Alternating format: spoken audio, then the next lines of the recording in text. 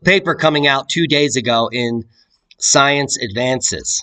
U.S. wildfires became larger, more frequent, and more widespread in the 2000s. Now, this is propaganda. This is not science. And let's read the abstract together. Recent fires have fueled concerns that regional and global warming trends are leading to more extreme burning. We found compelling evidence that average fire events in regions of the U.S. are up 4 times the size, triple the frequency, and more widespread in the 2000s than the previous 2 decades. Moreover, the most extreme fires are larger, more common, and more likely to co-occur with other extreme fires. This document shift in burning patterns across most of the country aligns with the palpable change in fire dynamics noted by the media, public, and firefighting officials, and all blamed on global warming trends. And the paper goes on to prove it all using satellite imagery and graphs. It's very good stuff. The only problem is it's not science, because there's no scientist that would look back 2 decades and claim that this has to do with global warming. None.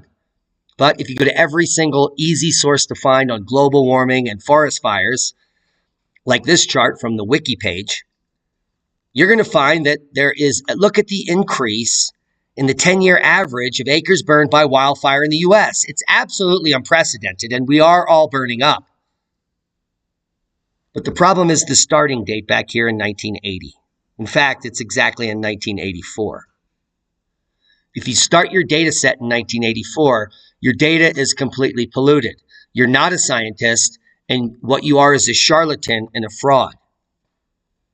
Because the actual data source from the USDA Forest Service is here, and it's high resolution back to 1916. And if we go look at the place they would pick to start their fraud, it's this line here. See this lateral line? This is the lowest point ever in recorded history in forest fires. 1984. And that's where they started their graph. So that this small uptick, which might be natural variability, is blamed on humans.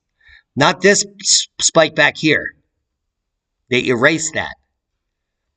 So what they do is they show you the fraud starting here. I can't even enlarge it enough to show you the fraud.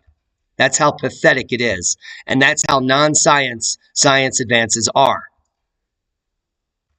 This may scare you, but this shows you the reality on what they're talking about is nonsense. And then there's physics. As early as 2015, they were scaring the public about increasing wildfires. At the same time, they ignored this graph. As early as 2015. 7 years now. So I said, let's just check regionally and go up into Canada and see what's going on up there. A decrease in fires since 1984. Since they started their graph, in Canada, wildfires have decreased 100%. And you just come over here to the National Fire Database in Canada and prove it to yourself. From 8,000 at the peak to 4,000 at the current. Acres burned. That's the average. So, what say you about peer-reviewed science? It's garbage, and I just proved it to you. Anyone can understand what I just showed. And this is the nature of science these days. Religion. We'll start at the low point and we'll lie to you about what's actually happening. And we'll disregard the 40-fold increase in the past that had nothing to do with you. Now, I just trashed one of the top peer-reviewed papers supporting climate change, or global warming in this case, where they actually used the term global warming. In just 5 seconds. And each and every one of you can agree with our conclusions. Here are acres burned annually in the United States since 1926. Do you see any trend here that is catastrophic? No, because these are the facts. And the scare tactics are propaganda. Just like Al Gore's 2009 warning on the vanishing polar ice and the perils of censoring misinformation. 5 years later, with some of the highest ice concentrations since the beginning of the fake global warming scare. And that's a boon to knowledge. Proper prior planning prevents piss poor performance in a dystopian world where it's that easy to get to the bottom of it.